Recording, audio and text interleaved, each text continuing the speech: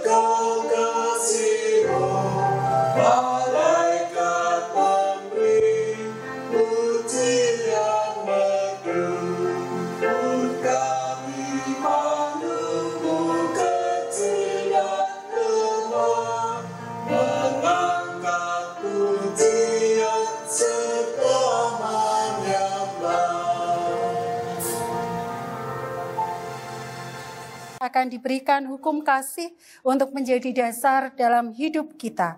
Hukum kasih terambil dari 1 Korintus pasal 13 ayat 1 sampai 2 dan ayat 13. Sekalipun aku dapat berkata-kata dengan sebuah bahasa manusia dan bahasa malaikat, tetapi jika aku tidak mempunyai kasih, aku sama dengan gong yang berkumandang dan canang yang gemerincing.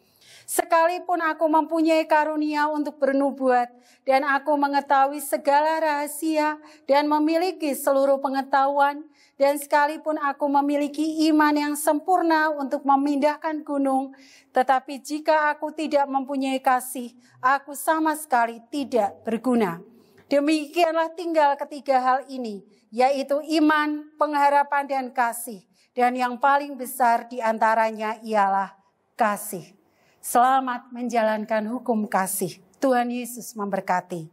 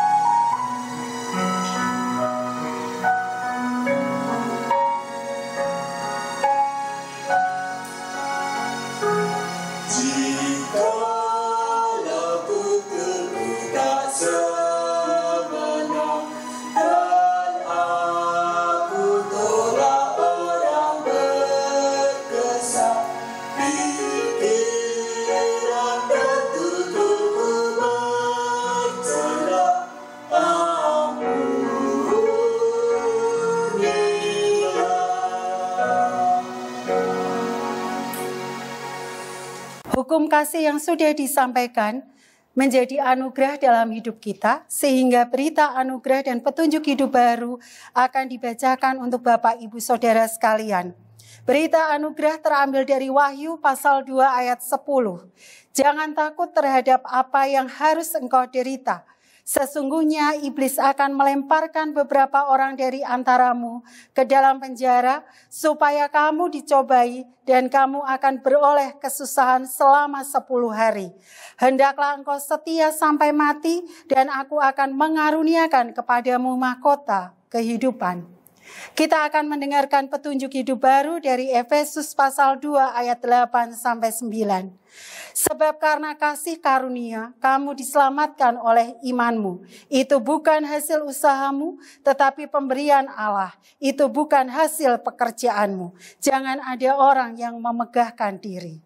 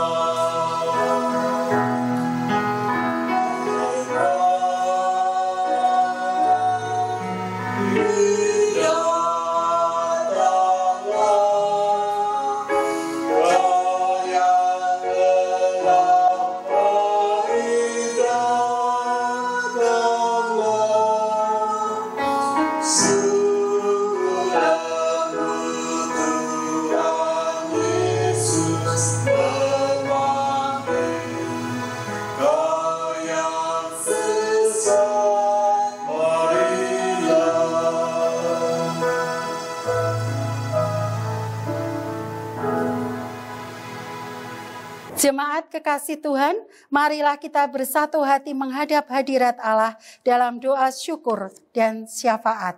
Kita akan berdoa. Tuhan Yesus, kami mengucap syukur kalau pada minggu ini kami boleh datang kepada Engkau, membawa doa-doa ucapan syukur kami dan doa-doa permohonan kami. Kami berdoa untuk jemaat kami yang lemah tubuh sampai dengan yang sudah dipulihkan. Kami berdoa untuk Pak Suroto, kami berdoa untuk Ibu Indah Untung Haryadi, dan kami berdoa untuk Bapak Ibu Tris Baik serta Komisi Adi Yuswo. Kami berdoa biarlah nama-nama yang kami bawa kepada Tuhan, sekiranya mereka sakit Tuhan sembuhkan, sekiranya mereka sudah dalam masa pemulihan, biarlah dengan dukungan keluarga, dengan obat-obatan, dengan doa yang terus-menerus dinaikkan, mereka boleh dipulihkan dan mereka menjadi sembuh. Terima kasih Tuhan. Kami juga berdoa untuk anak-anak yang menjadi jemaat Tuhan, Kami bersyukur yang sudah naik kelas, yang sudah mendapatkan sekolah baru, yang saat ini juga sedang mengikuti ujian pada tingkat perguruan tinggi. Kiranya Tuhan pimpin dan sertai, sehingga apa yang sudah mereka kerjakan, apa yang sudah mereka lakukan, itu semua karena Tuhan mengasihi mereka, Tuhan terlibat dalam pendidikan mereka. Kami berdoa untuk orang tua mereka yang bekerja, kiranya Tuhan cukupkan berkat-berkat mereka, sehingga boleh membimbing anak mereka dalam pendidikannya. Terima kasih Tuhan. Kami juga berdoa untuk SMK Kristen Nusantara Tuhan, yang saat ini dalam proses penerimaan peserta didik baru. Kami bersyukur karena hari demi hari Tuhan tambahkan anak-anak Tuhan yang boleh masuk untuk menerima pendidikan di sekolah kami. Biarlah sekolah ini menjadi perpanjangan tangan Tuhan dalam menyuarakan kasih karunia dan penyertaan Allah. Terima kasih ya Tuhan. Kami berdoa untuk gereja-gereja Tuhan yang masih mengadakan ibadah online. Kiranya ibadah-ibadah online yang dilaksanakan di gereja-gereja tersebut boleh menjadi berkat bagi setiap keluarga yang mendengar, yang menyaksikan bahwa firman Tuhan bisa dinyatakan melalui ibadah-ibadah yang tidak langsung hadir dan mereka terima di gereja. Pada akhirnya ya Tuhan, kami menyerahkan keluarga Mas Ayub, keluarga Mas Joko, dan keluarga Mas Adi ke dalam tangan Tuhan. Biarlah pelayanan mereka di gereja ini boleh menjadi berkat bagi setiap jemaat. Terima kasih ya Tuhan. Itulah seru doa kami yang kami naikkan hanya untuk hormat dan kemuliaan nama Tuhan. Di dalam nama Tuhan Yesus kami sudah berdoa dan mengucap syukur. Amin. Firman Tuhan pada hari ini, ibadah kita pada pagi ini terambil dari Bilangan 13 ayat 25 sampai pasal 14 ayat 10. Natsnya berbunyi demikian.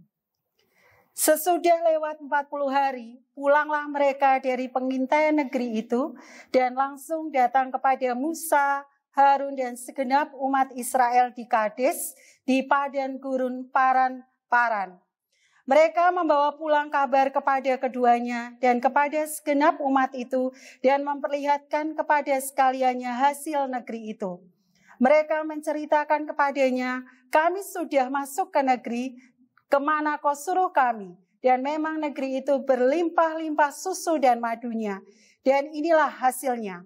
Hanya bangsa yang diam di negeri itu kuat-kuat dan kota-kotanya berkubu dan sangat besar. Juga keturunan Enak telah kami lihat di sana. Orang Amalek diam di tanah Negeb, orang Het, orang Yebus, dan orang Amori diam di pegunungan orang Kanaan, diam di sepanjang laut dan di sepanjang tepi sungai Yordan. Kemudian Kaleb mencoba menenteramkan hati itu di hadapan Musa, katanya, tidak, kita akan maju dan menduduki negeri itu, sebab kita pasti akan mengalahkannya. Tetapi orang-orang yang pergi ke sana bersama-sama dengan dia berkata, kita tidak dapat maju menyerang bangsa itu karena mereka lebih kuat daripada kita. Juga mereka menyampaikan kepada orang Israel kabar busuk tentang negeri yang diintai mereka dengan berkata, negeri yang telah kami lalui untuk diintai adalah suatu negeri yang memakan penduduknya, dan semua orang yang kami lihat di sana adalah orang-orang yang tinggi-tinggi perawakannya. Juga kami lihat di sana orang-orang raksasa, orang-orang Enak yang berasal dari orang-orang raksasa. Kami lihat diri kami seperti belalang, dan demikian juga mereka terhadap kami. Lalu segenap umat itu mengancam hendak melontari kedua orang itu dengan batu. Tetapi tampaklah kemuliaan Tuhan di kemah pertemuan kepada semua orang Israel. Yang berbahagia adalah mereka yang tidak saja mendengarkan firman Allah, tetapi menanamkannya di dalam hati dan melakukannya dalam kehidupan sehari-hari. Haleluya.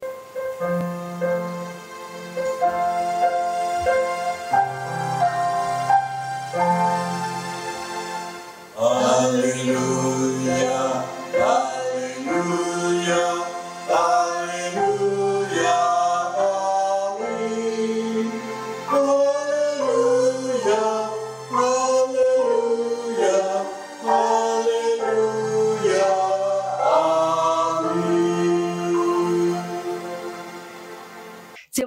kasih Tuhan, selamat pagi, Shalom. Tema firman Tuhan pada pagi hari ini adalah iman yang menguatkan keberanian.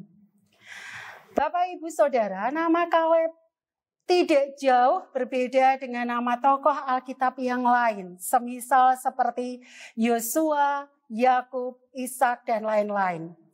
Tetapi nama Kaleb bin Yefun sebenarnya berbeda karena pemilik nama tersebut tercatat sebagai salah satu dari 2 generasi pertama yang langsung berangkat dari Mesir dan sampai ke tanah Kanaan, tanah yang dijanjikan oleh Tuhan.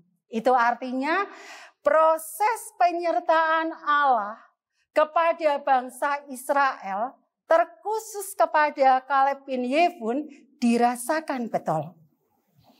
Awal dari cerita perikop ini adalah keberangkatan kepala-kepala suku Israel untuk mengintai tanah Kanaan. Kepala suku Israel yang berangkat 12 sesuai dengan nama suku-suku Israel. Di dalamnya adalah Kaleb bin Yefun. Tugas mereka jelas Bapak Ibu. Yang pertama, mengamati negeri itu apakah subur. Yang kedua, apakah sudah ada bangsa yang tinggal di negeri itu dan bangsanya kuat atau lemah. Dan yang ketiga, bagaimana pertahanannya. Tugas mereka untuk mengamati, mengintai itu berlangsung selama 40 hari. Itu tugas kepala-kepala suku Israel. Dan 40 hari itu proses yang panjang sehingga mereka dapat mengetahui. Yang pertama, ternyata tanahnya sudah didiami oleh bangsa-bangsa yang lain. Siapa saja? Orang Yebus, orang Enak, orang Amori, orang Het, dan orang Amalek. Badannya besar-besar, itu laporannya. Dan yang kedua, tanahnya seperti apa? Ternyata Bapak Ibu, tanahnya sangat subur. Ketika mereka sampai ke lembah Eskol, mereka mendapati bahwa anggur yang ditanam di lembah Eskol itu besarnya 2 kali badan manusia. Ditandan. Berarti tanahnya subur. Bagaimana keberadaan kota-kotanya? Ternyata di sana berdiri kota Hebron. Artinya mereka mendapatkan laporan informasi yang cukup selama 40 hari ketika mereka mengintai. Nah, persoalannya baru muncul. Persoalannya seperti apa? Ternyata visi dan misi ke-12 kepala suku Israel itu tidak sama. Tidak seragam. Tidak seirama Bapak Ibu. 10 kepala suku Israel mengatakan, kita tidak perlu masuk, kita tidak perlu menyerang. Karena tubuh mereka gede-gede, sama saja kita menyerahkan diri kita kepada mereka. Tetapi Kaleb bin Yefun dan Yosua mengatakan apa? Kita harus masuk dan kita harus mendapati tanah itu seperti yang dijanjikan oleh Allah. Bapak Ibu, ternyata ketika kita berkelompok, ketika kita bersama-sama dengan banyak orang, ketika kita satu hati, setelah masuk dalam proses, visi dan misi itu boleh berbeda ternyata. Dan itu yang dialami oleh Yosua dan Kaleb bin Yefun. Dari perikop yang kita baca Bapak Ibu, ada 3 hal yang saya mau sampaikan. Yang pertama Bapak Ibu, komitmen kita untuk mendapatkan segala sesuatu sesuai, saya garis bawahi, sesuai dengan kehendak Tuhan, itu harus melibatkan Tuhan.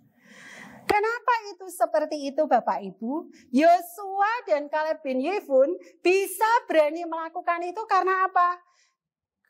Kaleb bin Yefun itu adalah satu dari 2 generasi yang berangkat dari Mesir dan sampai ke tanah Kanaan. Itu artinya Kaleb menyaksikan sendiri bagaimana keterlibatan Allah dalam hidup mereka.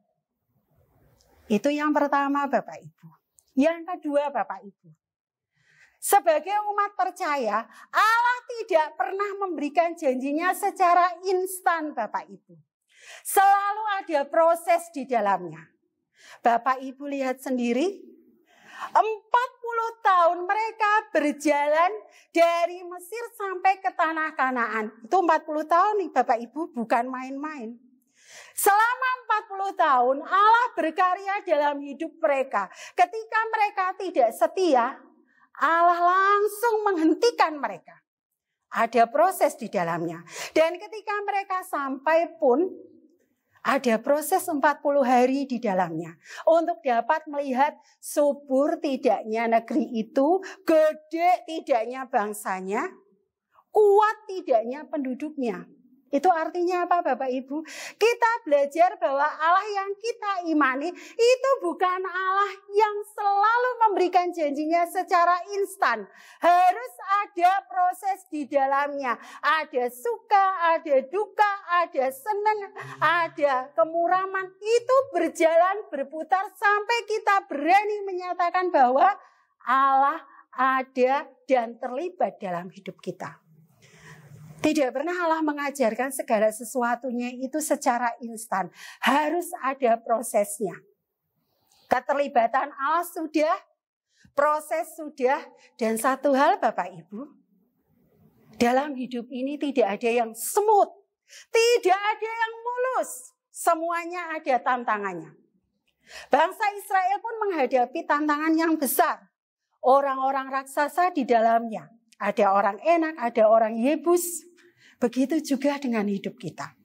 Tidak ada yang smooth Bapak Ibu. Tidak ada yang mulus. Semua harus ada tantangannya. Karena apa? Supaya hidup kita bersandar sepenuhnya, bergantung sepenuhnya kepada Allah. Dan yang keempat Bapak Ibu. Kenapa Kaleb dan Yosua berani? Karena mereka setia dan memiliki iman yang teguh kepada Allah. Itu 4 hal yang saya sampaikan Bapak Ibu. Jadi Bapak Ibu, di tengah kehidupan kita yang saat ini tidak menentu karena adanya COVID-19, kita berjumpa dengan banyak cerita bagaimana orang harus dirumahkan, tenaga medis harus terpapar COVID-19, sekolah harus belajar dengan sistem online, kampus harus juga belajar dengan sistem online. Suka tidak suka, kita diperhadapkan dengan sesuatu yang sebenarnya dalam tanda kutip kita tidak pernah siap. Dan itu tantangan yang terbesar dalam hidup kita. Bagaimana keluarga yang tiba-tiba mendengar kepala keluarganya dirumahkan harus siap. Bagaimana orang tua yang harus siap dengan teknologi yang serba canggih, mau tidak mau harus siap. Bagaimana Bapak Ibu guru yang gaptek seperti saya pun suka tidak suka harus siap. Itu adalah kondisi yang membuat kita harus benar-benar menyatukan hati kita, iman kita dengan penuh keberanian hanya kepada Kristus, Sang Pemilik kehidupan. Dan kalau sampai hari ini Bapak Ibu, kita masih berani menghadapi itu semua, bukan karena kekuatan kita, tetapi karena kasih karunia Allah. Selamat menjalani kehidupan selama 1 minggu ke depan ini. Biarlah semua yang kita miliki kita nyatakan hanya demi hormat dan kemuliaan kepada Allah. Saat teduh bagi kita semua. Amin. Dan kita akan bersama-sama mengucapkan doa Bapa kami. Bapa kami yang di surga, dikuduskanlah namamu. Datanglah kerajaan-Mu, jadilah kehendak-Mu di bumi seperti di surga. Berikanlah kami pada hari ini makanan kami yang secukupnya. Dan ampunilah kami akan kesalahan kami, seperti kami juga mengampuni orang yang bersalah kepada kami. Dan janganlah membawa kami ke dalam pencobaan, tetapi lepaskanlah kami daripada yang jahat. Karena Engkaulah yang empunya kerajaan dan kuasa dan kemuliaan sampai selama-lamanya. Amin. Jemaat yang kekasih Tuhan, kita akan membawa persembahan kita kepada Tuhan. Dan pagi ini kami mengucap syukur karena ada salah satu jemaat yang selama ibadah di rumah, di keluarga itu mengumpulkan persembahannya dan dimasukkan ke dalam amplop. Dan hari ini pun dibawa ke gereja.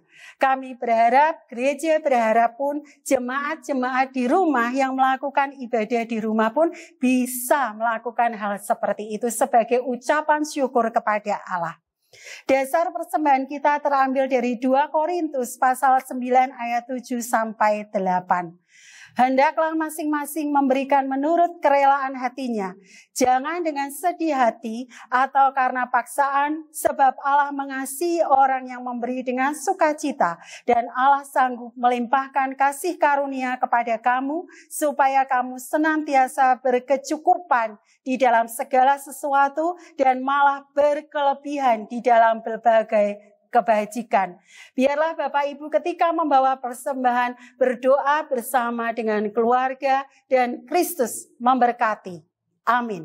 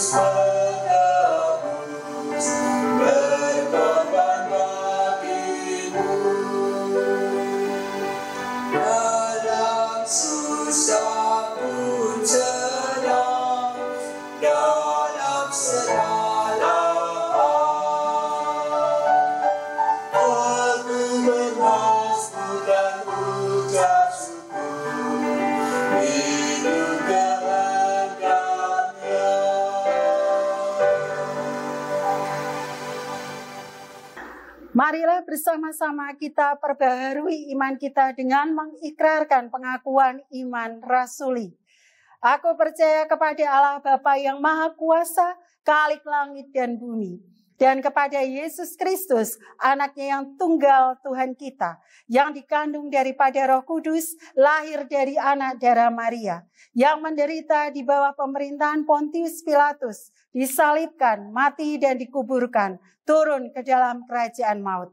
Pada hari yang ketiga bangkit pula dari antara orang mati, naik ke surga, duduk di sebelah kanan Allah Bapa yang Maha Kuasa, dan akan datang dari sana untuk menghakimi orang yang hidup dan mati. Aku percaya pada Roh Kudus, gereja yang kudus dan am, persekutuan orang kudus, pengampunan dosa, kebangkitan daging, dan hidup yang kekal. Jemaat kekasih Tuhan, ibadah di gereja hari ini sudah berakhir. Ibadah yang sesungguhnya ada dalam kehidupan kita. Kasih karunia dan damai sejahtera dari Allah, Bapa kita dan Tuhan Yesus Kristus menyertai kita sekarang dan sampai Maranatha. Amin.